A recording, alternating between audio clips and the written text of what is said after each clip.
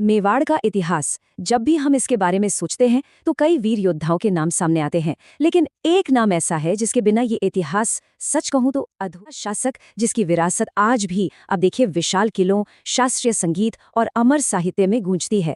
तो चलिए आज हम कहानी में उतरते हैं उस महान योद्धा, निर्माता और विद्वान की, महाराणा कुंभा। सवाल ये है, क्या आप मेवाड़ के उस शासक के बारे में जानते हैं जिसने 32 किले बनवाए, कई शास्त्रीय ग्रंथ लिखे और एक भी युद्ध नहीं हारा? जरा सोचिए, एक ऐसा राजा जिसके नाम से दुश्मन कांप उठते थे, लेकिन उसी के हाथों ने तलवार ही नहीं बल्कि कलम और छेनी से भी इतिहास रच दिया। जी हाँ, हम बात कर रहे हैं महाराणा कुंभा की। देखते हैं इस महान शासक का उदय। और देखिए, कुंभा का शासन कोई फूलों की सेज पर शुरू नहीं हुआ था, बिल्कुल नहीं। साल था 1433, जब उनके पिता राणा मोकल की हत्या कर दी गई। मेवाड़ उस वक्त साजिशों और आप कह सकते हैं राजनीतिक अस्थिरता के बवंडर में फंसा हुआ था। और ऐसी मुश्किल घड़ी में सिर्फ 17 साल की उम्र में कुंभा ने मेवाड़ की गद्दी संभाली। ये किसी आग का दरिया पार करने से कम। अगले 35 सालों में उन्होंने मेवाड़ का सिर्फ नक्शा ही नहीं बदला, बल्कि उसकी तकदीर बदल दी। देखिए, ये सफर 1433 में राज्याभिषेक से शुरू हुआ, फिर 1437 में सारंगपुर की वो जबरदस्त जीत मिली, 1448 में विजय स्तंभ का निर्माण शुरू हुआ और 1468 तक आते आते उनका 35 साल का ये शासन मेवाड़ को एक स्वर्ण युग में, एक गोल्डन एज में स्थापित कर चुका। सैन्य जीवन का जो सबसे बड़ा चैप्टर है ना, वो था सारंगपुर का युद्ध। और ये एग्जाम्स के लिहाज से भी बहुत जरूरी है। तो हुआ यूं कि इसकी जड़ें जुड़ी थीं उनके पिता की हत्या से। एक हत्यारा था महपा पवार, उसे मांडू के सुल्तान महमूद खिलजी ने अपने यहाँ पनाह दे दी। अब राणा कुंभा ने कहा कि हत्यारे को हमें सौंप दो, लेकिन खिलजी ने साफ इनकार कर दिया। बस यही इनकार वो चिंगारी बन गया जिसने युद्ध की आग भड़का दी और कुंभा की सेना मांडू की ओर निकल। ये साल 1437, इसे याद रखना बहुत जरूरी है। इसी साल सारंगपुर के मैदान में दोनों सेनाएं आमने सामने थीं। ये वो तारीख है जिसे ना इतिहास भूलता है और ना ही प्रतियोगी परीक्षाएं, तो इसे नोट कर लीजिए। जैसा कि कहा जाता है, सुल्तान की सेना पूरी तरह से तबाह हो गई। राणा कुंभा ने सुल्तान महमूद खिलजी को पकड़ लिया और उसे बंदी बनाकर चित्तौड़गढ़ ले आए। ये कोई मामूली जीत नहीं थी। सोचिए, सुल्तान को ही बंदी बना लिया। लेकिन यहाँ कुंभा की महानता देखिए। 6 महीने कैद में रखने के बाद उन्होंने सुल्तान को बिना किसी शर्त, बिना किसी फिरौती के रिहा कर दिया। जीत की गूंज इतनी जबरदस्त थी कि दिल्ली और गुजरात के सुल्तानों ने भी राणा कुंभा का लोहा मान लिया और उन्हें एक अनोखी उपाधि दी, हिंदू सुतरान। इसका मतलब होता है हिंदू सुल्तान। ये बात बहुत जरूरी है क्योंकि वो ये सम्मान पाने वाले पहले हिंदू शासक थे। ये पॉइंट भी एग्जाम्स में अक्सर पूछा जाता है। इस नंबर पर गौर कीजिए, 32। ये कोई मामूली आंकड़ा नहीं है। मेवाड़ में कुल 84 किले हैं और उनमें से 32, सोचिए, 32 किले अकेले महाराणा कुंभा ने बनवाए थे। इससे पता चलता है कि उनका विजन और उनके निर्माण कार्यों का पैमाना कितना विशाल था। ये सिर्फ पत्थर की इमारतें नहीं थीं, नहीं, ये मेवाड़ का एक सुरक्षा कवच था, एक पूरा स्ट्रेटेजिक नेटवर्क। जैसे कुंभलगढ़ का किला, जिसे कोई भेद ही नहीं सकता था, फिर आबू को मजबूती देने वाला अचलगढ़ और पश्चिमी सीमाओं पर एक ढाल की तरह खड़ा बसंती किला। इन किलों ने न सिर्फ व्यापार के रास्ते महफूज किए, बल्कि मेवाड़ और मारवाड़ की सीमाओं को भी हमेशा के लिए तय कर दिया। उनके सभी निर्माणों में जो ताज है, जो सिरमौर है, वो है ये विजय स्तंभ। चित्तौड़गढ़ में शान से खड़ा ये टावर मालवा पर उनकी उस शानदार जीत का। आइए अब इस अद्भुत स्मारक के कुछ जरूरी फैक्ट्स पर नजर डालते हैं। ये एग्जाम के लिए भी बहुत जरूरी है। तो देखिए, ये 1448 में बनकर पूरा हुआ। इसकी ऊंचाई है 122 फीट और इसमें 9 मंजिलें हैं। इसके आर्किटेक्ट थे सूत्रधार जैता और ये भगवान विष्णु को समर्पित है। ये सारे फैक्ट्स इस विजय के प्रतीक को और भी ज्यादा खास बना देते हैं। उनका ज्ञान इतना गहरा था कि उन्हें उपाधि मिली अभिनव भट्टाचार्य की। और तो और वो खुद एक बहुत ही कुशल वीणा वादक थे।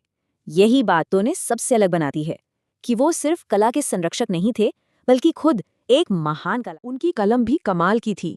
संगीत राज, संगीत मीमांसा जैसे क्लासिक ग्रंथ उन्हीं की देन है। उन्होंने जयदेव के गीत गोविंद पर कमेंट्री लिखी। इतना ही नहीं, संस्कृत, प्राकृत और लोकल भाषाओं में 4 नाटक भी लिखे। और हाँ, उन्होंने अत्रि और महेश जैसे विद्वानों को भी सपोर्ट किया, जिन्होंने विजय स्तंभ की वो फेमस प्रशस्ति लिखी थी। हसन का असर इस तुलना से एकदम साफ हो जाता है। कुंभा से पहले का मेवाड़ कैसा था? राजनीतिक अस्थिरता, साजिशें और सल्तनतों से बाहरी खतरे। और कुंभा के शासन के दौरान एक अभूतपूर्व सैन्य सुरक्षा, आर्किटेक्चर के चमत्कार और कला संस्कृति का एक नया शिखर, जमीन आसमान का फर्क। आखिर हम महाराणा कुंभा को कैसे याद रखें? एक मल्टी टैलेंटेड जीनियस के रूप में, एक योद्धा जो कभी हारा नहीं, एक निर्माता जिसने मेवाड़ को किलों का कवच पहनाया, और एक विद्वान जिसकी कला और साहित्य की विरासत आज भी जिंदा है। महाराणा संग्राम सिंह की, जिन्हें इतिहास राणा सांगा के नाम से जानता है, और ये एक ऐसा नाम है जो कॉम्पिटिटिव एग्जाम्स में बार बार पूछा जाता है। अंदाजा लगाइए कि राणा सांगा का कद कितना बड़ा होगा कि उनके सबसे बड़े दुश्मन मुगल बादशाह बाबर ने अपनी ही किताब बाबरनामा में उन्हें उस दौर का सबसे महान भारतीय शासक माना। मतलब जब दुश्मन भी आपकी महानता का कायल हो तो बात ही कुछ और होती है। वो थे राणा सांगा। कहानी शुरू होती है मेवाड़ के इस योद्धा से। देखिए, राणा सांगा सिर्फ एक राजा नहीं थे, वो बहादुरी की एक चलती फिरती मिसाल थे। कहा जाता है कि उनका शरीर ही अपने आप में युद्ध का एक नक्शा था। सोचिए, एक ऐसा योद्धा जिसके शरीर पर 80 से ज्यादा जख्म हों। राजा बनने से भी पहले अपने ही भाइयों से सत्ता के संघर्ष में उनकी एक आंख चली गई, फिर जंग के मैदान में एक हाथ भी गंवा दिया। पर इन सब के बावजूद ना तो उनकी हिम्मत टूटी और ना ही लड़ने का जज्बा कम हुआ। जो भी कम्पिटिटिव एग्जाम्स की तैयारी कर रहे हैं उनके लिए ये स्लाइड बहुत काम की है। कुछ जरूरी बातें फटाफट देख लेते हैं। पूरा नाम था महाराणा संग्राम सिंह प्रथम, राजवंश था मेवाड़ का महान सिसोदिया राजवंश, और शासनकाल था 1508 से 1528। और हाँ, वो सबसे ज्यादा किस लिए जाने जाते हैं? बिखरे हुए राजपूत राज्यों को एक साथ की जीतों का सिलसिला देखिए। 1517 में खातोली में दिल्ली के सुल्तान को हराया, फिर 2 साल बाद 1519 में मालवा के सुल्तान को सिर्फ हराया ही नहीं बल्कि बंदी भी बना लिया। 1520 तक तो गुजरात पर भी उनका दबदबा हो गया। मतलब साफ था, मुगलों के आने से ठीक पहले उत्तर भारत की सबसे बड़ी शक्ति कोई था तो वो राणा सांगा। लेकिन राणा सांगा की असली ताकत सिर्फ उनकी तलवार में नहीं थी, उनकी राजनीतिक समझ भी कमाल की थी। उनकी सबसे बड़ी कामयाबी थी एक ऐसा काम करना जो नामुमकिन सा लगता था, आपस में ही लड़ने वाले राजपूतों को एक बाहरी दुश्मन के खिलाफ एक झंडे के नीचे इकट्ठा कर। ये है कि ये नामुमकिन काम उन्होंने किया कैसे? इसका जवाब एक पुरानी राजपूत परंपरा में है जिसे कहते हैं पाती पैरवन। ये एक तरह का शाही न्योता था जो एक राजा दूसरे राजाओं को मिलकर दुश्मन से लड़ने के लिए भेजता था। इस शब्द को याद रखिएगा, ये परीक्षाओं में अक्सर और इस पाती पैरवन का असर देखिए। आमेर, मारवाड़, चंदेरी, मेवात, हर बड़े राजपूत घराने ने उनका साथ दिया। और सबसे हैरानी की बात ये थी कि इब्राहिम लोदी का सगा भाई महमूद लोदी भी इस गठबंधन में शामिल हो गया। इससे पता चलता है कि सांगा ने धर्म और वंश से भी ऊपर उठकर एक बहुत बड़ा मोर्चा बनाया था। अब आते हैं इतिहास के एक बहुत बड़े विवाद पर। क्या ये सच है कि राणा सांगा ने ही बाबर को हिंदुस्तान पर हमला करने के लिए? सबूत क्या कहते हैं? निमंत्रण के पक्ष में सबसे बड़ा तर्क तो खुद बाबर अपनी बाबरनामा में देता है। हो सकता है सांगा की रणनीति लोधी को कमजोर करने की रही हो, लेकिन इसके खिलाफ भी तर्क बहुत मजबूत है। अगर सांगा ने ही बाबर को बुलाया था तो पानीपत की लड़ाई के फौरन बाद उससे जंग क्यों की? ज्यादातर आज के इतिहासकार यही मानते हैं कि सांगा ने शायद बाबर को एक लुटेरा समझा था जो आएगा, लूटेगा और चला जाए। गलत फहमी और महत्वाकांक्षा के साथ जमीन तैयार हुई भारतीय इतिहास की उस लड़ाई की जिसने हमेशा के लिए यहाँ का भविष्य बदल दिया, यानी खानवा का युद्ध। बड़ी लड़ाई से ठीक 1 महीने पहले बयाना में सांगा की फौज ने बाबर की फौज को बुरी तरह हराया था। ये एक जबरदस्त जीत थी, लेकिन यहीं पर एक बहुत बड़ी चूक हो गई। इस जीत का फायदा उठाने के बजाय सांगा ने 1 महीने का इंतजार किया, और ये 1 महीना बाबर के लिए किसी वरदान से कम नहीं था। उसे अपनी बिखरी हुई सेना को फिर से तैयार करने का कीमती वक्त मिल गया। सवाल सबके मन में आता है, अगर सांगा की सेना संख्या में ज्यादा थी तो फिर खानवा में वो हार कैसे गई? इसके पीछे कुछ बहुत बड़े कारण की वजह इस टेबल में छिपी है। एक तरफ थे राजपूत जिनके पास ताकत थी, गिनती में ज्यादा थे और जबरदस्त साहस था। वहीं दूसरी तरफ थी मुगल सेना जिसके पास थी नई तकनीक और नई रणनीति। राजपूत सेना कई सरदारों का एक गठबंधन थी, जबकि बाबर की सेना एक डिसिप्लिन्ड फौज थी। ये असल में साहस और तकनीक की लड़ाई। बाबर की जीत के पीछे मोटे तौर पर 3 बड़ी वजहें थीं। पहली, उसका तोपखाना, बारूद का ऐसा इस्तेमाल उत्तर भारत की सेनाओं ने पहले कभी नहीं देखा था। दूसरी, तुलुगमा रणनीति जिसमें दुश्मन को किनारों से घेरकर हमला किया जाता था।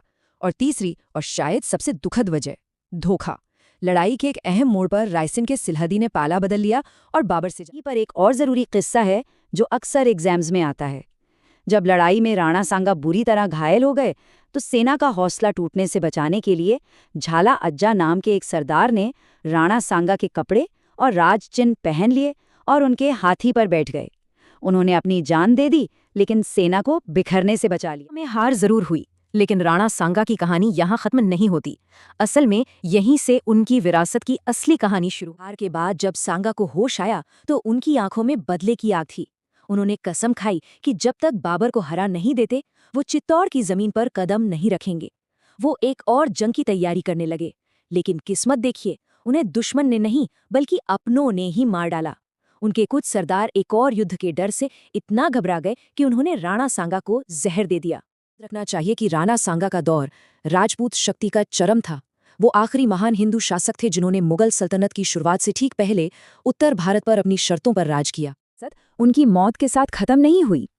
खानवा में हारने के बावजूद उनकी वो कभी न हार मानने वाली भावना आने वाली पीढ़ियों के लिए प्रेरणा बन गई। और इसी प्रेरणा की सबसे बड़ी मिसाल थे उनके अपने पोते महाराणा प्रताप, जिन्होंने मुगलों से संघर्ष को जारी। इतिहास की ऐसी ही गहरी और दिलचस्प कहानियों में आपकी भी रुचि है तो हिस्ट्री जंक्शन हिंदी से जरूर जुड़ें। हमारे चैनल को सब्सक्राइब करना न भूलें और हाँ, इस पड़ताल को लाइक करके हमारा हौसला जरूर बढ़ाएं।